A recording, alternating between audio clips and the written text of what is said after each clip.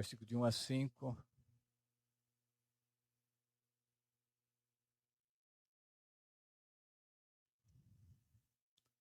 No ano da morte do rei Uzias, eu vi o Senhor assentado sobre um alto e sublime trono. As abas de suas vestes enchiam o templo. Serafins estavam por cima dele. Cada um tinha 6 asas. Com 2 cobria o rosto, com 2 cobria os seus pés, e com 2 voava. E clamavam uns para os outros, dizendo: Santo, Santo, Santo é o Senhor dos exércitos. Toda a terra está cheia da sua glória. As bases do limiar se moveram à voz dos que clamavam, e a casa se encheu de fumaça. Então disse eu: ai de mim, estou perdido, porque sou homem de lábios impuros, e habito no meio de um povo de impuros lábios. E os meus olhos viram o Rei, o Senhor dos exércitos. Irmãos, a santidade de Deus é uma das doutrinas mais importantes de toda a Bíblia.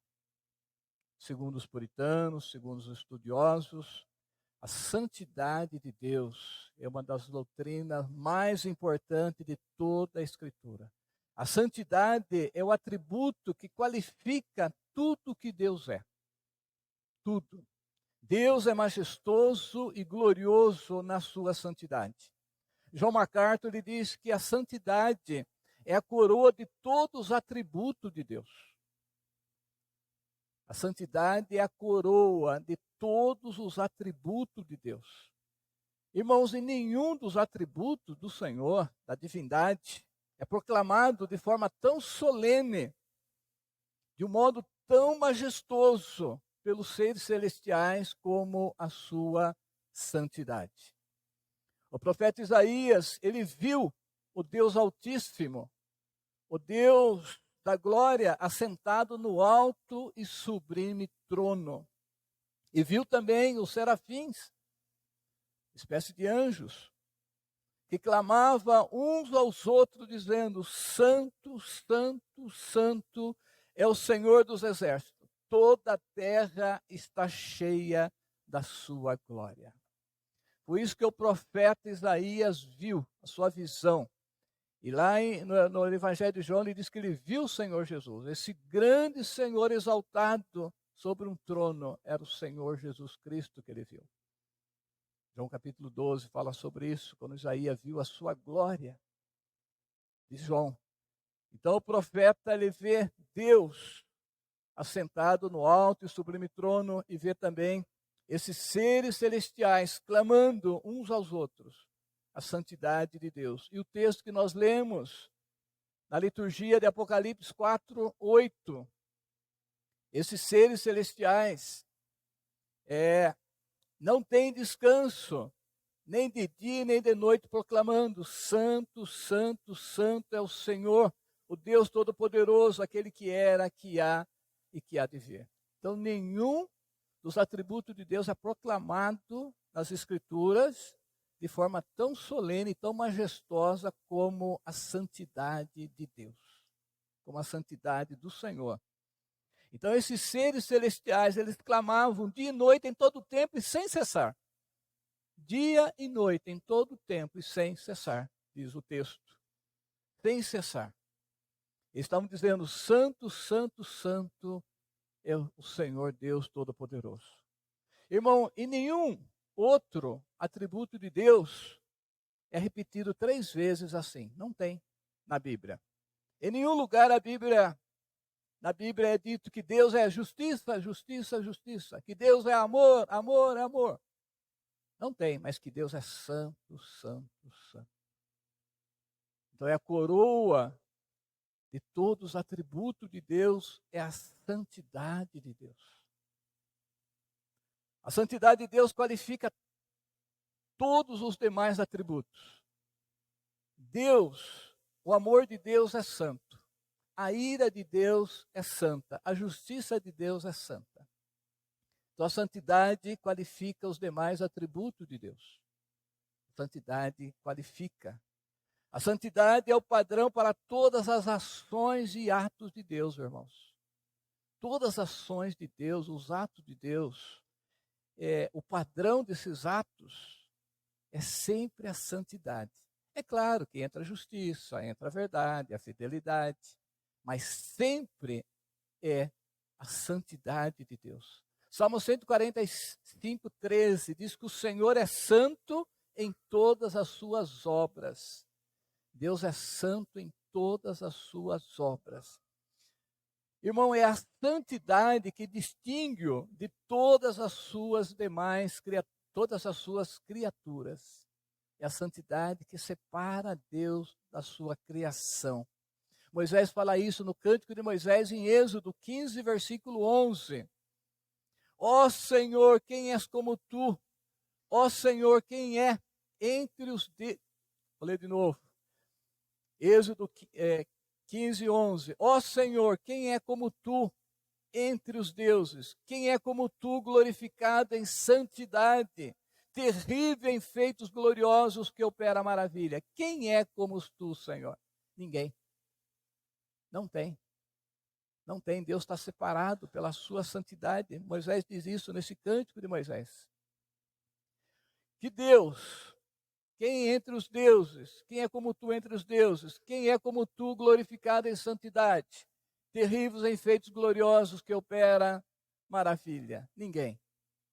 Irmão, Deus é glorioso, majestoso em sua santidade. E nada demonstra mais a santidade de Deus do que o seu ódio consumado contra o pecado. Aí nós vemos a santidade de Deus.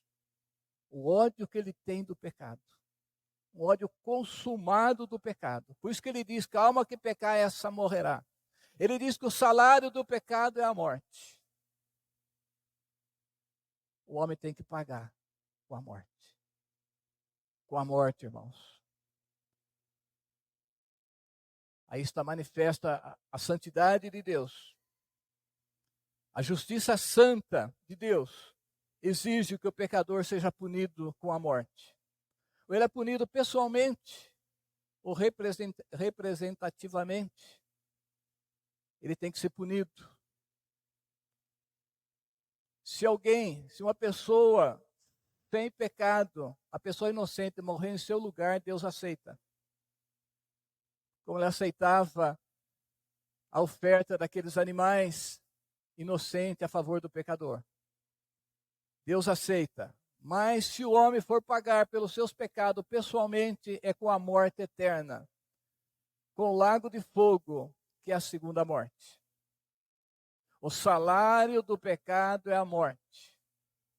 O homem tem que pagar. Deus exige que o pecador, que o pecado seja pago pela morte. Se for a morte do pecador, é uma morte eterna, porque ele pecou contra um Deus eterno, contra a lei de Deus, que é eterna. Então ele vai pagar com a morte, que é a morte eterna, a segunda morte, o lago de fogo. E se ele pagar pelos seus pecados com a morte de alguém representativamente, uma morte vicária, substituta, só tem no universo todo uma pessoa que morreu inocente, que pode ser o nosso substituto. Essa pessoa é o Filho de Deus, Jesus Cristo. Jesus Cristo, ele foi morto lá na cruz, cujo valor é eterno. O sacrifício de Cristo na cruz tem um valor eterno. A santidade de Deus, irmão, mostra absoluta necessidade de expiação. Os pecados precisam ser pagos, resgatados, redimidos. Mas sem o derramamento de sangue não há remissão para ninguém. Não há remissão de pecados. Hebreus 12, 22. Sem derramamento de sangue não há remissão. E Deus só aceita um sangue derramado em favor do pecador, um sangue inocente. O sangue de alguém que nunca pecou. Senão o pecador tem que pagar com a sua própria vida. E a dívida é eterna, é a morte eterna, é o lago de fogo para sempre. Só tem esses dois caminhos para o homem. Os seus pecados é pago por alguém, de uma forma vicária, de uma forma substituta. Alguém pagou e Deus aceita. Uma morte assim, de alguém que nunca cometeu um erro, nunca transgrediu uma lei de Deus. Se essa pessoa morrer por outra, Deus aceita. A Bíblia diz. Senão ele vai ter que pagar. Porque o salário do pecado é a morte e Deus nunca vai revogar isso. A alma que pecar, essa vai morrer. E não é só a morte física, não. É a morte eterna. É o lago de fogo. É para sempre. Mas se ele tiver alguém para representar ele diante de Deus e morrer por ele, Deus aceita. Então foi por isso, irmão, que Jesus Cristo precisou derramar seu sangue inocente, imaculado, para salvar o seu povo, a sua igreja, os seus eleitos e todos aqueles que nele crêem. Todos. Se você crê de verdade, você é povo de Deus. Você é ovelha de Cristo. Você é a igreja de Cristo. Então foi necessário Cristo derramar o seu sangue inocente para redimir, para resgatar, para pagar pelo seu povo, pela sua noiva, pela sua igreja, por todos aqueles em todas as eras do Antigo e do Novo Testamento que creem nele. Então Jesus derramou seu precioso sangue. Por quê? Porque Deus derramou a sua ira contra o pecado sobre o seu santo filho. Porque Jesus era o pecador ali. Jesus era o pecador. A Bíblia diz que Deus fez pecado por nós, para que nele fôssemos feitos a justiça de Deus. Irmão, nós vamos repetir isso aqui sempre. Essa é a mensagem. Isso é o Evangelho. Isso é o Evangelho. Jesus se tornou pecador aos olhos de Deus. Ele se fez pecado por nós. Ele carregou o nosso pecado. E Deus puniu ele com morte. O sangue precisa ser derramado, porque senão não tem remissão. Sem derramamento de sangue não há remissão de pecados. Deus fez isso, irmão, na vida do seu filho, para que nele fosse feito justiça de Deus. Está lá em 2 Coríntios 5, 21. Jesus foi moído, irmãos, transpassado, esmagado, amaldiçoado pelo furor, pela ira do Pai. Irmãos, isso é santidade. Isso prova a santidade de Deus, irmãos. Não tem prova maior de que Deus é santo quando ele moeu seu filho lá na cruz. Mas nós não conseguimos explicar essa ira de Deus que ele tem contra o pecado derramado no seu filho. Por isso que tem que ser um ser eterno, inocente. Tem que ser o filho dele, o próprio Deus na pessoa do filho recebendo o castigo, para que ele pudesse nos salvar. Nós temos que glorificar a Deus incessantemente, irmão, como fazem os querubins, incessantemente. E senão nós vamos pagar eternamente no lago de fogo, eternamente. Irmão, todos os seres humanos, Cristo pagou por ele vai ter que pagar eternamente. Não tem outro caminho, não existe outro meio. O Jesus Cristo representa ele, morre por ele, a morte de Cristo perdoa e lava os seus pecados, ele vai ter que morrer. A morte física, a morte espiritual, a morte eterna, o lago de fogo. Como diz Apocalipse 20, versículo 14 e 15, e Apocalipse 21, 8. Todos vão ter que pagar diante da justiça e santidade de Deus. Todos, todos. Irmão, nós só podemos entender isso se nós conhecermos pela palavra a santidade de Deus. Senão nós vamos ficar escutando sempre essas coisas. Deus é injusto, Deus é injusto. Deus por que Deus faz isso? Deus não vai lançar ninguém no inferno, Deus é amor. Irmãos, um grande pregador americano da nossa época, John Piper, ele diz que a cruz de Cristo e o lago de fogo São os brados mais altos debaixo do céu, de que Deus é santo, santo, santo, de que Deus é infinitamente santo. Ele fala que a cruz de Cristo e o lago de fogo é o brado mais alto que existe aqui na terra, debaixo do céu. De que Deus é infinitamente santo, santo, santo. Pensando assim, irmãos, nós vamos entender a santidade de Deus. Por que Deus foi criar um lugar tão horrível como o inferno? Porque Ele é santo. Por que Deus foi esmagar seu filho, a quem Ele ama? E quem Ele tem todo o seu prazer? Porque Ele é santo. Irmãos, se nós pensar, é uma loucura o que Deus faz. A Bíblia diz que as coisas de Deus é loucura para os homens. Se a gente não tem o Espírito Santo, é uma loucura. Deus fazer isso com o seu próprio filho. Deus criar um inferno para lançar as pessoas lá dentro, eternamente, com choro e ranger de dentes. Por quê, irmão? Porque Ele é santo, santo, santo. Deus é santo. A alma que pecar, essa morrerá. O salário do pecado é a morte. Todos vão morrer. Ou ele morre em Cristo, ou ele morre eternamente no lago de fogo. Ele morre em Cristo porque Cristo morreu por ele. A morte de Cristo se torna a nossa morte aos olhos de Deus. Nós morremos em Cristo, ressuscitamos em Cristo. Por isso que a santidade de Deus não permite que suavizamos, reduzamos o escândalo da cruz e nem o pavor e horror do inferno. Não podemos fazer isso, irmãos. E às vezes a gente fala meio assim, de lado, meio não querendo falar, para não ofender. Não é assim que a gente faz quando evangeliza, né? Quando conversa com alguém. Não é isso? Irmão, mas a cruz tem que continuar sendo escândalo para o mundo. Ela precisa ser até o fim. A cruz tem que ser escândalo para o homem, para esse mundo pecaminoso. O inferno tem que continuar sendo um lugar de pavor, de tormento eterno. Se tentarmos diminuir, estamos tentando diminuir a santidade de Deus também. Se você diminuir o horror do inferno, você está diminuindo a santidade de Deus que criou o inferno. Se você diminuir, suavizar a cruz, o sacrifício sangrento, que Deus amaldiçoou seu filho lá na cruz, você está diminuindo a santidade de Deus também.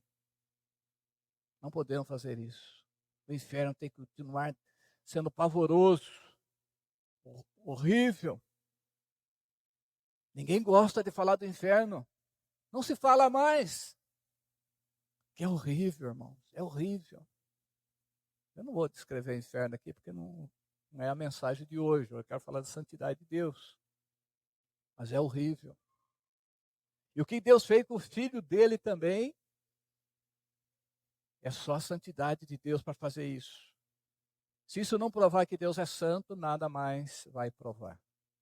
Se nós acharmos que Deus brinca, que Deus no fim vai dar um jeitinho, a pessoa não nasceu de novo, não se entregou a Cristo, mas não crê em Cristo, mas não era uma pessoa tão ruim assim não. Foi uma pessoa boa, ajudou os outros, Deus vai dar um jeito para ele. Irmão, quem pensa assim é ímpio, é perverso, é contra a palavra de Deus. E às vezes esse pensamento na nossa mente. Deus vai salvar, ele frequentou a igreja, ele deu dízimo, mas se ele não tem Cristo, ele não vai. Ele vai para o inferno mesmo. Nós temos, irmão, que falar isso. Isso faz parte da santidade de Deus. Não tem outro caminho. Graças a Deus que não tem outro, porque o que tem é mais que suficiente.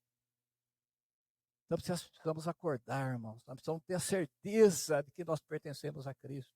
Que nós amamos a Cristo, que nós podemos morrer por Cristo se for necessário. Que Cristo é tudo para nós. Que nós lembramos de Jesus todo o tempo. Que nós damos graça pelo seu sacrifício por nós lá na cruz. A nossa fé é uma fé, não é uma fé salvadora, uma fé alicerçada naquilo que Cristo fez. Então nós precisamos ver isso. Então esse conhecimento da santidade de Deus é mais que necessário, irmãos, para revelar também a pecaminosidade do nosso coração. Veja bem, irmãos, o que aconteceu com o profeta Isaías, no versículo 1. Está aberto aí? Versículo 1 ele diz que viu o Senhor assentado no alto e sublime trono. No versículo 3 ele viu os serafins clamando: Santo, Santo, Santo é o Senhor dos exércitos. Toda a terra está cheia da sua glória. Vejamos agora o que ele diz no versículo 5. Então ele disse: ai de mim, estou perdido. Estou perdido, porque sou um homem de lábios impuros. Habito no meio do povo de impuros lábios, e os meus olhos viram o Rei, o Senhor dos exércitos, o Senhor Jesus Cristo. Meus olhos viram. Irmão, Isaías era um profeta. Isaías tinha uma vida reta, justa, temente a Deus. Mas agora ele viu o seu pecado, ele viu o pecado do seu povo antes, como nunca antes ele tinha visto. Por quê?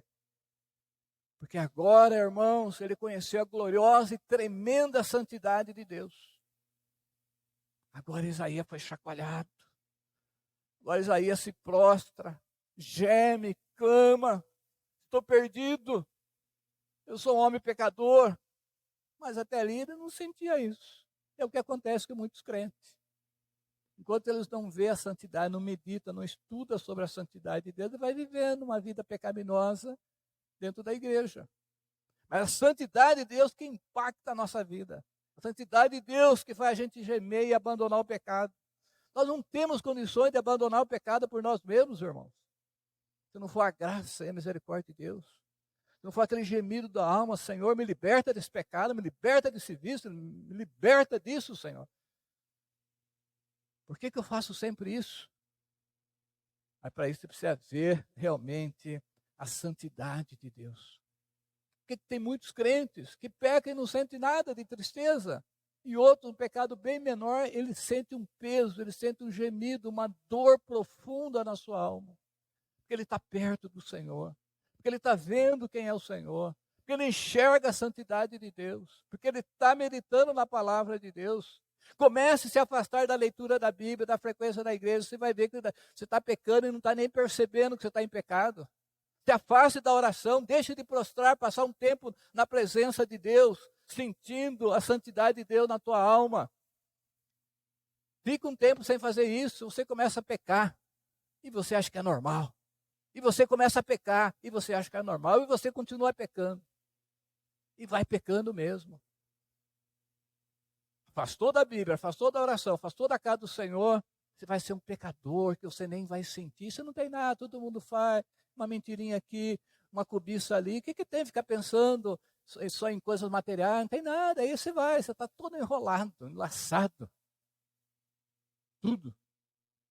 Agora, quando você começa a meditar, tira um tempo de qualidade para meditar na pessoa de Cristo, na obra de Cristo, na pessoa de Deus, nos atributos de Deus, quando você se prostra diante do Senhor, a sós com o Senhor, a santidade de Deus, você começa a ver o Senhor espiritualmente.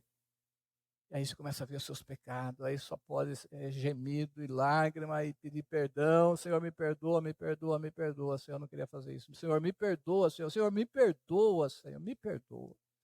Me perdoa, Senhor, eu sou um louco. Como fui fazer isso?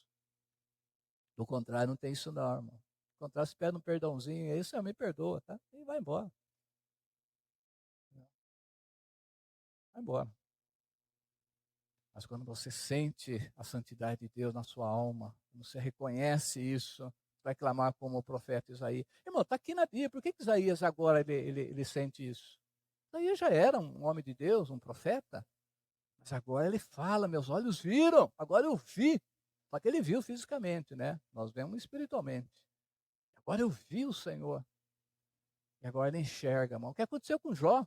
Mesma coisa. O que aconteceu com Pedro lá na pesca, lá quando Jesus manda lançar a rede e dá aquela pesca maravilhosa. O que Pedro faz? Senhor, aparta-te de mim que eu sou um pecador. Ele viu a santidade de Jesus ali, a majestade do Senhor. Jó era considerado um homem íntegro por si mesmo e até pelo próprio Deus. Deus dá a declaração. Mas depois que ele teve um relacionamento com Deus, ele fala: eu te conhecia só de ouvir, mas agora meus olhos te veem. Por isso eu me abomino no pó e na cinza. Por isso me arrependo e me abomino. Eu abomino a mim mesmo, tenho nojo de mim, Senhor. Tenho nojo do que eu faço. E um homem daquele calibre, hein? Como Jó. Porque ele viu a Deus. Deus foi trabalhando com Jó, foi trabalhando. O Jó era um homem íntegro, a Bíblia fala, nós temos que concordar. Mas tinha muita coisa ainda, muita vanglória. Jó, ele sentia um pouco cheio de si, um homem muito justo, ele defende a justiça dele, mas Deus foi trabalhando, moendo, até que chegou onde Deus queria. Um homem daquele, irmãos, um homem daquele. Mas já ele tinha um pouco de justiça própria, irmão. Nós temos que arrebentar com isso na nossa vida, tirar isso. Nós não temos nada, irmão. Justiça nenhuma, nada. Nós precisamos de Cristo. Ser revestido de Jesus Cristo. Isso que nós precisamos. Só isso. Só isso, né? Nós precisamos da justiça de Cristo, da obediência de Cristo. Nós precisamos de Cristo. E Jó fala, eu me abomino a mim mesmo. Ele senta no pó e na cinza, irmãos. Um homem daquele. Porque agora ele viu o Senhor, ele viu a Deus, irmãos. Ele conheceu a gloriosa e tremenda santidade de Deus. A santidade de Deus faz com que sintamos o nosso pecado, a impureza do nosso coração. De outra forma, nós não vamos sentir, não. Nós não vamos sentir. É a santidade de Deus que vai fazer nós sentirmos os nossos pecados. É a santidade de Deus. Quanto maior a consciência da santidade de Deus, maior a consciência do nosso pecado. Isso aqui eu posso falar porque essa é uma verdade tremenda. Quanto mais tem consciência da santidade de Deus, mais se tem consciência do seu pecado. Quanto mais se aproxima da luz, mais se vê a sua sujeira. Mas quando você se afasta da comunhão de Deus, se afasta das Escrituras, se afasta da casa do Senhor, você não consegue enxergar mais nada. Está tudo bem, tudo bem. Nossa, perto desse povo aí eu estou muito bem. Nossa, eu não faço mal para ninguém. Sempre que eu posso, eu ajudo. Quando eu não posso também, né? A gente não pode fazer tudo, né? E aí você vai tocando a vida. Aí chega a morte. E sem Cristo é a morte eterna, é o lago de fogo. Irmão, não tem como escapar. Não tem como escapar, irmão. Ninguém vai escapar. Só tem esse caminho. Ninguém vai escapar. Ninguém. Mas ninguém mesmo. Pode ser pastor, pode ser quem for. Não vai escapar. Sem o sangue de Cristo por ele derramado. Sem ele crer no Senhor Jesus Cristo de verdade. Não de boca. Irmão, Deus é santo, santo, santo. Esse glorioso atributo deve moldar todo o nosso comportamento diário. É o que diz o apóstolo Pedro. 1 Pedro, o presbítero Antônio fez a pregação na carta de Pedro. Ele falou sobre isso. 1 Pedro 1, versículos 15 e 16. Segundo é santo aquele que vos chamou, tornai-vos santos também vós mesmo em todo o vosso procedimento. Porque escrito está, sede santo, porque eu sou santo. Nós somos santos na posição, nós temos a posição de santo diante de Deus, mas nós precisamos ser santo na prática também. Não pode ter esse abismo, não.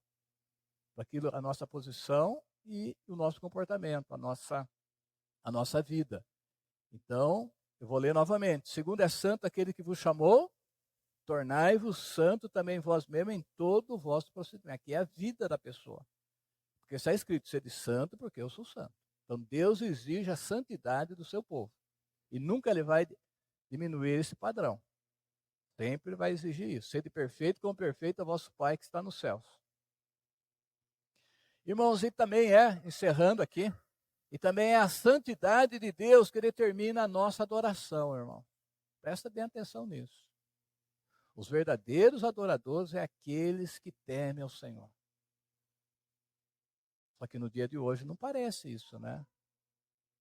Não parece. Parece que nós somos frios, mortos, sem vida. Não é não. Não é não, irmão. A santidade de Deus, ela determina a nossa adoração. Não podemos aproximar de Deus, irmãos, num culto, principalmente na Assembleia Solene do Senhor, sem a devida reverência. Não podemos. Mas fala, mas todo mundo faz. Todo mundo faz. Mas vamos ver no dia do juízo o que eles vão fazer. que eles vão fazer? Apartai de mim, vós que praticais a iniquidade, diz o Senhor Jesus. Hebreus 12, 28 e 29. Sirvamos a Deus com reverência e santo temor, porque o nosso Deus é fogo consumidor. Nosso Deus é um fogo consumidor. Irmãos, muitos cultos hoje, eles querem fazer não o que Deus prescreveu na sua palavra, mas aquilo que ele sente bem em fazer. Aquilo que dá prazer para a carne. Aquilo que deixa a pessoa bem, sente bem hoje no culto. Nossa, hoje foi isso que eles querem. Eu não estou importando com Deus. Se aquilo está prescrito na lei, na palavra de Deus. Se é a forma que Deus quer que ele seja cultuado. Irmão, Deus tem a forma, Deus já deixou na palavra como ele deve ser cultuado, tanto no Antigo como no Novo Testamento. Nós não podemos cultuar Deus do nosso modo. Nós não estamos cultuando alguém que não deixou nada para ser cultuado do jeito que quer. Agora, se pensa em quantos cultos a Deus existem nas igrejas hoje. Quantas formas de cultos? Quantas? E aí, o que está certo? Aquilo que Deus determinou na sua palavra. E parece que as pessoas são abençoadas, né? Mas será? Será? O que é a bênção de Deus? O que é ser abençoado por Deus? Ora, a bênção de Deus é nós andarmos com Ele, ter comunhão com Deus, ser amigo de Cristo, andar com o Senhor, não ter medo, não ter medo de enfrentar a vida, a morte, não ter medo da morte, estar seguro da eternidade, isso é bênção, isso é bênção, está vivendo a maior vida, Deus chamou, tranquilo, feliz, com o apóstolo Paulo.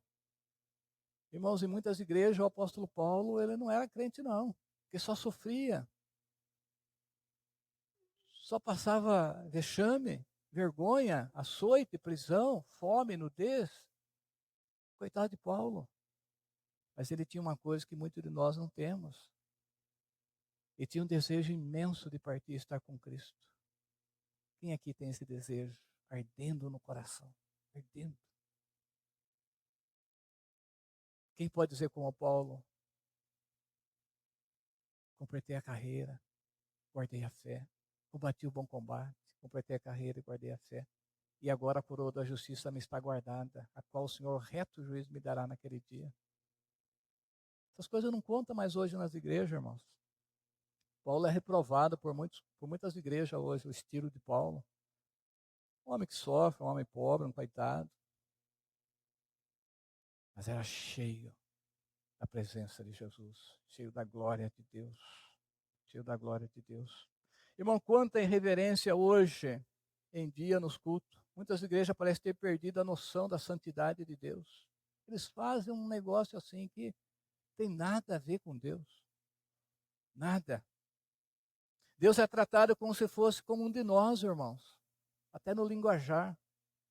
Não tem respeito, reverência nenhuma. Irmãos, até a autoridade deste mundo, seja um juiz, um prefeito, um governador, o presidente da República, eles são tratados com uma certa postura de respeito.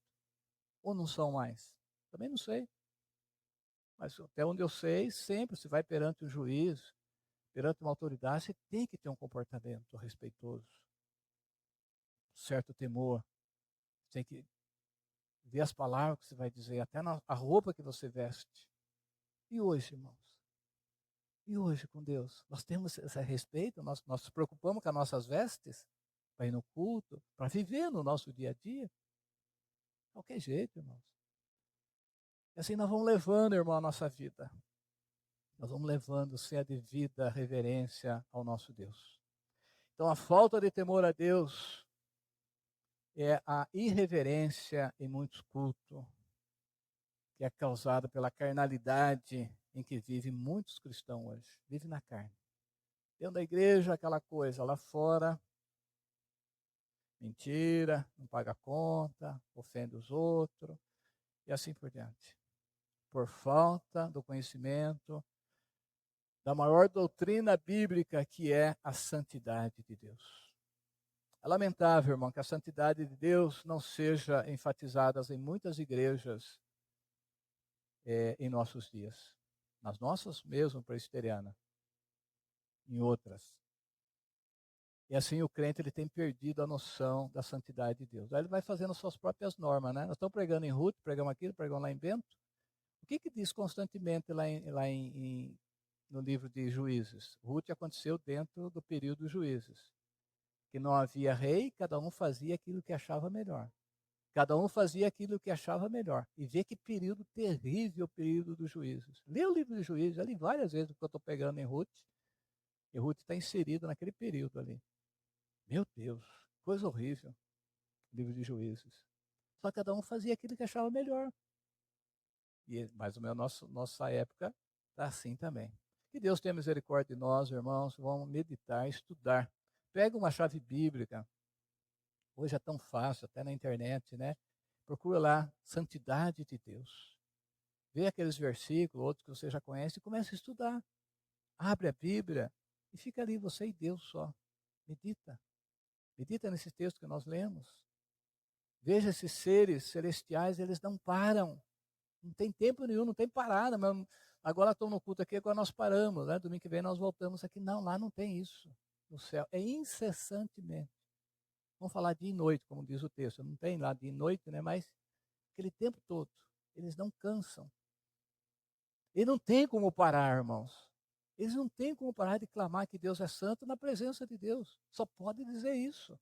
Eles estão extasiados, eles estão tomados pela glória de Deus. E eles ficam, santo, santo, santo é o Senhor Deus Todo-Poderoso. E ficam, e ficam, e vai, e vai. Lá no céu, irmão, onde que nós vamos? Ah, mas se for para o céu para ficar falando isso, não é tão bom assim não, né? Talvez tem gente que pensa isso, né? Diz que lá no céu só precisa clamando, Deus é santo, Deus é santo, Deus é santo. Ah, eu quero ficar eternidade, eternidade, eternidade, só clamando que Deus é santo. Não tem gozo maior para a alma do que isso. O tempo todo. Ah, se Deus me deixasse só lá no céu, só falando isso. Só louvando Ele com essas palavras. Para mim não precisa de mais nada. Precisar do quê? É tudo que nós precisamos, é isso. Que Deus nos abençoe, irmãos.